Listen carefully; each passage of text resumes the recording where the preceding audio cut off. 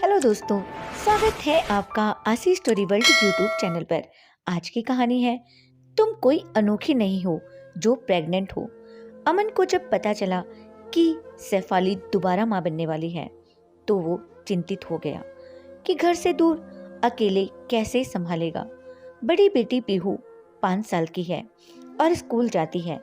अमन को 1 महीने के लिए ट्रेनिंग पर भी जाना है।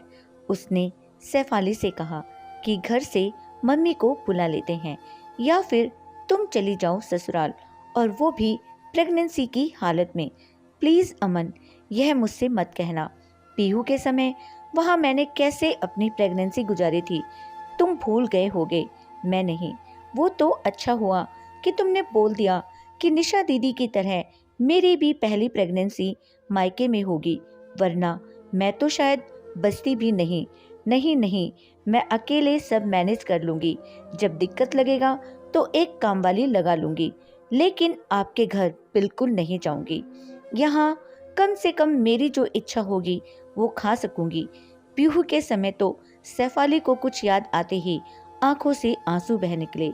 सैफाली को रोता देख अमन घबरा गया। अच्छा ठीक है, तुम कहीं मत जाओ, यहीं रहो अपने घर में। अच्छा ये बताओ, कुछ खाने का मन कर रहा हो तो ले आऊं बाजार से? हाँ बिल्कुल, आप मेरे लिए तिवारी के यहाँ के गरम समोसे और मावा जलेबी ले आइएगा। इस पीहू ने तो मुझे पूरे 9 महीने कुछ खाने नहीं दिया सिवा दही और रोटी के। अब देखना है कि ये बेबी कुछ खाने देगा या फिर अपनी दीदी की तरह उल्टी ही करवाएगा। सैफाली भी मुस्कुराते हुए बोली। अमन बाजार चला गया और सैफाली ने पीहू को बताया तो वो सुनकर खुश हो गई। सच्ची मम्मी, मैं दीदी बनने वाली हूँ। मम्मी आप टेंशन मत लेना, मैं अब बड़ी हो गई हूँ और आपका अच्छे से ख्याल रखूंगी। पीहू की समझदारी भरी बातें सुनकर सैफाली निश्चिंत हो गई कि वो अपनी प्रेगनेंसी संभाल लेगी। पीहू अपने कमरे में अपने डॉल को बताने चली गई और वो 6 साल पहले अतीत में खो गई। अमन की सरकारी नौकरी है।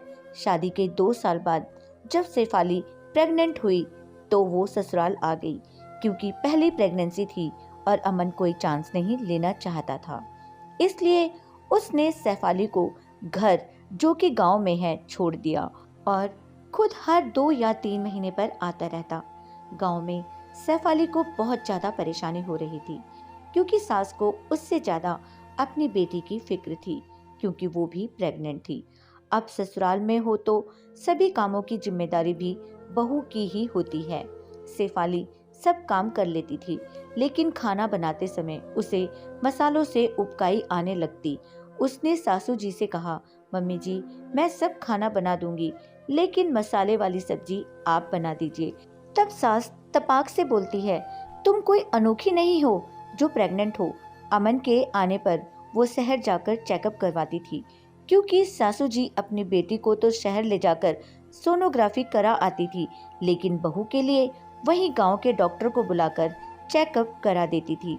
7वां महीना था।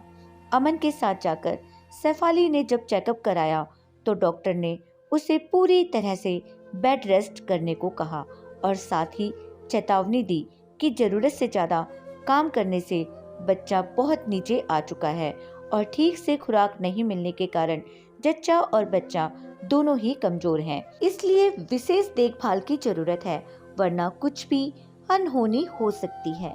यह सुनने के बाद अमन ने सैफाली की तरफ गुस्से से देखा तो उसने सब सच्चाई बताई।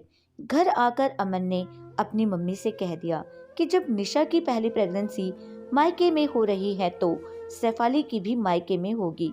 सैफाली को मायके पहुंचा दिया और सासू जी से सैफाली के प्रति अपनी मम्मी के खुश्क व्यवहार के लिए माफी मांगी। मायके में माँ और छोटे भाई बहनों के साथ खुशहाल माहौल में सैफाली अपनी प्रेगनेंसी को लेकर खुश रहने लगी, लेकिन खाना अभी भी दही और रोटी ही खा रही थी। लेकिन फर्क यह था कि उसकी मम्मी उसके लिए सब्जी और दही भी बना रही थी। समय पूरे होने पर सैफाली ने प्यारी सी और स्वस्थ बेटी पीहू को जन्म दिया। कहाँ खो गई? लो समोसे और मावा जलेबी का आनंद लो। तुम चिंता मत करो, अब की बार मैं सब इंतजाम यहीं कर दूंगा। अमन ने जलेबी खिलाते हुए सैफाली से बोला। दोस्तों, वीडियो जरा सी भी पसंद आई है तो लाइक, शेयर और चैनल को सब्सक्राइब करना मत भूलिएगा। वीडियो एंड तक देखने के लिए आपका दिल से शुक्रिया।